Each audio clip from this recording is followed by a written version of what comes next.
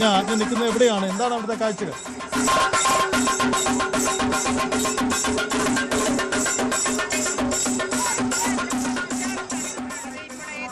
എല്ലാ മുന്നണികളും ഇവിടേക്ക് അടുക്കുന്നുണ്ട്.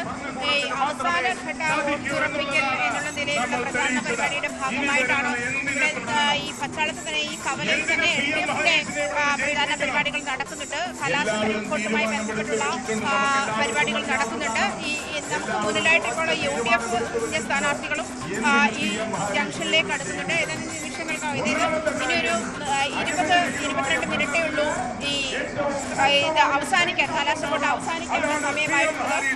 ഈ 7 ജില്ലകളിൽ നിന്നാണ് കലാശക്കൊട്ട്. അതുകൊണ്ട് തന്നെ ഈ ഇവിടെ കൊച്ചി കോർപ്പറേഷന്റെ ഭാഗമായിട്ടുള്ള കലാശക്കൊട്ടാണ് ഇവിടെ നടക്കുന്നത്. കോർപ്പറേഷൻ ഡിവിഷനുകളിലേക്കുള്ള കലാശക്കൊട്ടാണ്. അതുകൊണ്ട് തന്നെ ഇപ്പോൾ നമ്മൾ ഈ കാണുന്ന കവലയിലേക്ക് തന്നെയാണ് എല്ലാ മുന്നണികളും എത്തിച്ചേരുന്നത്.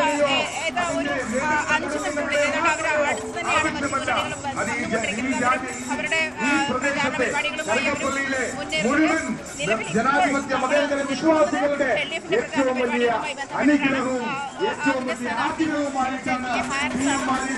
പ്രചാരണ പരിപാടികളുമായി ബന്ധപ്പെട്ട് ഇവിടെ ഈ കവലയിൽ അദ്ദേഹത്തിന്റെ അണികളും അദ്ദേഹമൊക്കെ സ്ഥാനാർത്ഥികളും മറ്റു സ്ഥാനാർത്ഥികളും ഇവിടേക്ക് എത്തിക്കൊണ്ടിരിക്കുന്ന സാഹചര്യമാണ് നിലവിലുള്ളത്. എറണാകുളം ജില്ലയുടെ വിവിധ ഭാഗങ്ങളിലായി കോർപ്പറേഷന്റെ വിവിധ ഡിവിഷനുകളിലായി പല ഭാഗങ്ങളിലായി നടക്കുന്നുണ്ട്.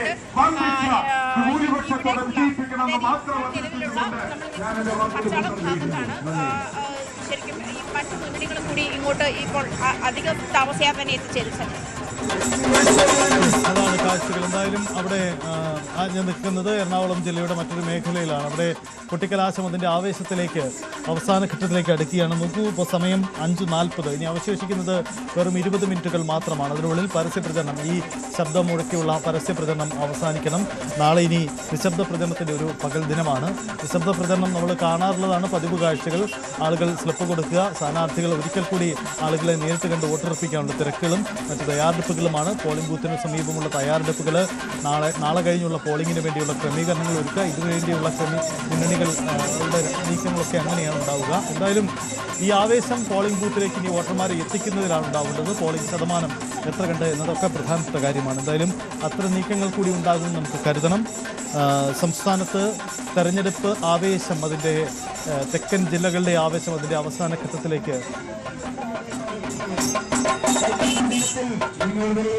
നമുക്ക് കേരളം തിരുവനന്തപുരം ജില്ലയിലേക്ക് മടങ്ങി വരുമ്പോൾ തിരുവനന്തപുരത്തിൻ്റെ തീരദേശം പറയാൻ പോകുന്ന രാഷ്ട്രീയം ഈ തദ്ദേശ തെരഞ്ഞെടുപ്പിൽ നിർണായകമാണ്. കഴിഞ്ഞ തവണ ഇടതുപക്ഷത്തെ പൊതുവിൽ സ്വീകരിച്ചു എന്ന് തോന്നിപ്പിച്ചതാണ് തീരത്തിൻ്റെ രാഷ്ട്രീയം. ജനവിധി അങ്ങനെയായിരുന്നു. പക്ഷേ ഇത്തവണ അത് മാറ്റിമറിക്കുമെന്നതാണ് UDFും BJPയും അവകാശപ്പെടുന്നത്. തീരമേഖലകളിൽ തങ്ങളുടെ പരമ്പരാഗത മേഖലയിൽ വോട്ടുറപ്പിക്കാൻ UDFിൻ്റെ തുടക്കം മുതലുള്ള ശ്രമമുണ്ട്. അവിടേക്ക് കടന്നു കയറാനുള്ള BJPയുടെ തന്ത്രവുമുണ്ട്. ഒപ്പം CPM തങ്ങളുടെ ആ നേട്ടം നിലനിർത്താനുള്ള നീക്കങ്ങളുമുണ്ട്. എന്താണ് തിരുവല്ലത്തെ രാഷ്ട്രീയ ചിത്രം? ഡാൻ കുര്യൻ നമ്മളെ പരിചയപ്പെടുത്തും. കലാശക്കൊട്ടിന് മിനിറ്റുകൾ മാത്രം ബാക്കി നിൽക്കുമ്പോഴും ആവേശം അതിന്റെ പാരമ്യത്തിലാണ്.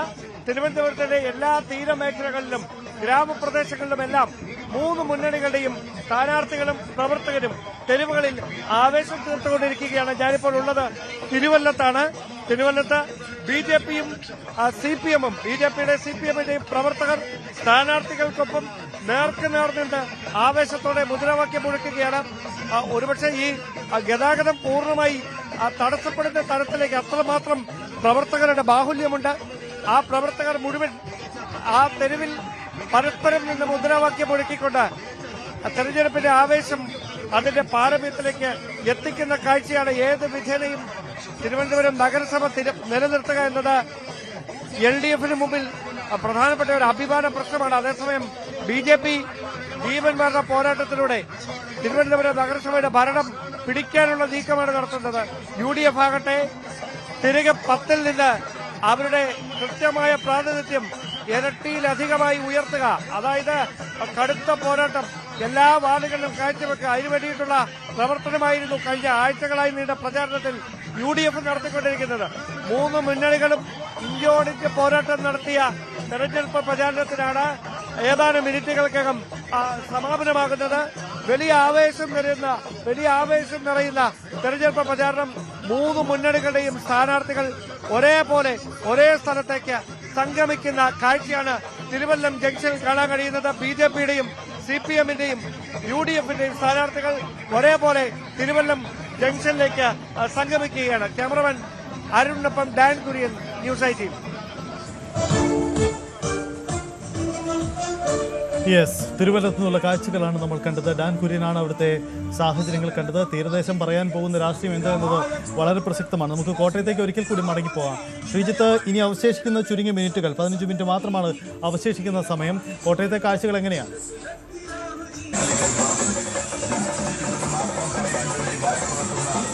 സജിത്ത്, വലിയ ആവേശത്തിൽ തന്നെയാണ് ഏതാണ്ട് പ്രചരണം അതിന്റെ അവസാന ഘട്ടത്തിലേക്ക് എത്തുമ്പോൾ പ്രവർത്തകർ ആനന്ദ നൃത്തം ആറാടുന്ന കാഴ്ചയാണ് നമുക്ക് കാണാൻ സാധിക്കുന്നത്. നേതാക്കളൊക്കെ തന്നെയും എത്തി ഇവിടെ സംസാരിച്ച് മടങ്ങി.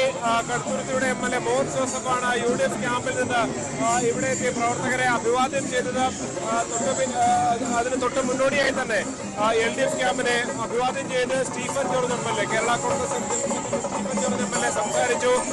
ഇടതുമുന്നണിയുടെ ഒരു പ്രകടനം ഏതാണ്ട് ഒരു 5:30 തന്നെ 5 മണിക്ക് ഇവിടെ എത്തുകയും ഒരു 5:30 തന്നെ ജംഗ്ഷനിൽ നിന്ന് മടങ്ങുകയും ചെയ്തു. BJP പ്രവർത്തകരും ഒരു ഭാഗത്ത് ഇവിടെ തമ്പടിച്ചു നിൽക്കൊണ്ട് മണ്ഡലം പ്രസിഡന്റ് അശ്വത് ഉൾപ്പെടെയുള്ളവരാണ്. BJP ക്യാമ്പിനെ സംബന്ധിച്ച് ഇവിടെ അവരുടെ നേതൃത്വത്തിലാണ് ഈ പ്രകടനമുള്ളത്. എന്തായാലും ഇനി ഏതാനും നിമിഷങ്ങൾ മാത്രമേ ബാക്കിയുള്ളൂ. ഏതാണ്ട് കഴിഞ്ഞ 30 ദിവസം കാലമായി നടത്തിയ വലിയ പ്രചരണം അതിന് മുന്നോടിയായി ഏതാണ്ട് 1 വർഷക്കാലത്തോളം പാർട്ടികൾ നടത്തിയ വലിയ സംഘടനാ പ്രവർത്തനം അതിന്റെ എല്ലാം ഒടുക്കമാണ് ഇപ്പോൾ ഇങ്ങനെ ഒരു കുട്ടിക്കലാശത്തിലേക്ക് കടക്കുന്നത്. ഒരുപക്ഷെ ഈ തെരഞ്ഞെടുപ്പിനെ സംബന്ധിച്ച് എടുത്ത് പറഞ്ഞാൽ ഒരുപാട് വിവാദ വിഷയങ്ങൾ ചർച്ച ചെയ്യപ്പെട്ട ഒരു തെരഞ്ഞെടുപ്പ് ആയിരുന്നു. ആ തെരഞ്ഞെടുപ്പിനൊടുവിലാണ് ഇപ്പോൾ ഒരു കുട്ടിക്കലാശത്തിലേക്ക് പോയിരിക്കുന്നത്. ഈ തെരഞ്ഞെടുപ്പ് ഈ വിവാദങ്ങളാണോ ബാധിച്ചത്, അത് താഴെ തട്ടിൽ പാർട്ടികൾ വലിയ രീതിയിൽ പ്രകടനം നടത്തിയിരുന്നു, ആ പ്രവർത്തനം നടത്തിയിരുന്നു. വോട്ടർ പട്ടികയിൽ ആളെ ചേർക്കുന്നത് മുതൽ തുടങ്ങി താഴെ തട്ടിൽ വലിയ പ്രവർത്തനം നടത്തുന്ന ഒരു തെരഞ്ഞെടുപ്പായിരുന്നു. അതിന്റെ ഒരു ആവേശം ഈ ഒരു പൊട്ടിക്കാലഘട്ടത്തിൽ നമുക്ക് കാണാൻ സാധിക്കും. നിരവധി പുതുമുഖങ്ങൾ തെരഞ്ഞെടുപ്പ് രംഗത്തേക്ക് ഇറങ്ങിയ ഒരു തെരഞ്ഞെടുപ്പ് കൂടിയാണ് ഈ തെരഞ്ഞെടുപ്പ് എന്നുള്ളതാണ് നമുക്ക് കാണാൻ സാധിക്കുന്നത്. ഇവിടെ തന്നെ ഇപ്പോൾ കടുത്തുരുത്തിയിലാണ് പക്ഷേ കേരള കോൺഗ്രസ് പ്രതിനിധി, ഏറ്റവും പ്രായം കുറഞ്ഞ പ്രതിനിധി ജില്ലാ പഞ്ചായത്തിലേക്ക് മത്സരിക്കുന്ന ആൻമരിയാണ് നമുക്ക് ഈ ദൃശ്യങ്ങളിൽ കാണാൻ സാധിക്കുന്നത്. അങ്ങനെ ഓരോയിടത്തും പുതുമുഖങ്ങളും ഏതാണ്ട് പ്രായം കൂടി 75 വയസ്സുള്ള ആളുകൾ പോലും മത്സരിക്കുന്ന ഒരു തെരഞ്ഞെടുപ്പ്, സാധാരണ പ്രവർത്തകന്റെ തെരഞ്ഞെടുപ്പ്. ആ നിലയിലാണ് ഇതിന്റെ ഒരു ആവേശം എന്ന് തന്നെ പറയേണ്ടി വരും. ഏറ്റവും അവസാന മിനിറ്റുകളിലേക്ക് ഈ പ്രചരണം എത്തുമ്പോൾ പ്രവർത്തകർ ആനന്ദ നൃത്തം ആറാടുന്ന കാഴ്ചകളൊക്കെ കാണാൻ കഴിയുന്നത്.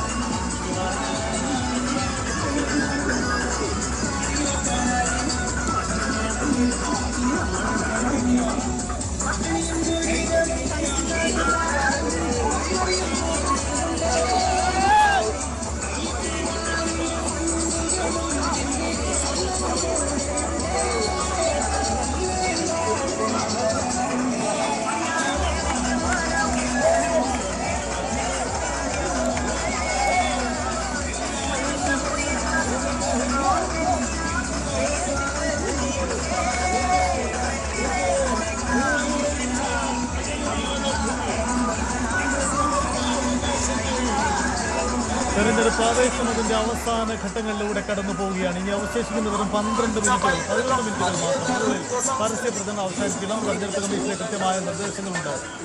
നമുക്ക് കൊച്ചിയിലേക്ക് ഒരിക്കൽ കൂടി പോവാം. ആജ്ഞ രവീന്ദ്രൻ ചേരുന്നു. ആജ്ഞ നിൽക്കുന്നത് പച്ചാളത്തിന് സമീപമാണോ? അനിഷ്ട സംഭവങ്ങൾ ഏതെങ്കിലും മേഖലയിൽ നിന്ന് റിപ്പോർട്ട് ചെയ്തിട്ടുണ്ടോ? പ്രവർത്തകർ ഇങ്ങനെ ആവേശത്തിൽ തമ്പടിക്കുമ്പോൾ അനിഷ്ട സംഭവങ്ങൾ ഒഴിവാക്കുക വലിയ വെല്ലുവിളിയാണ്.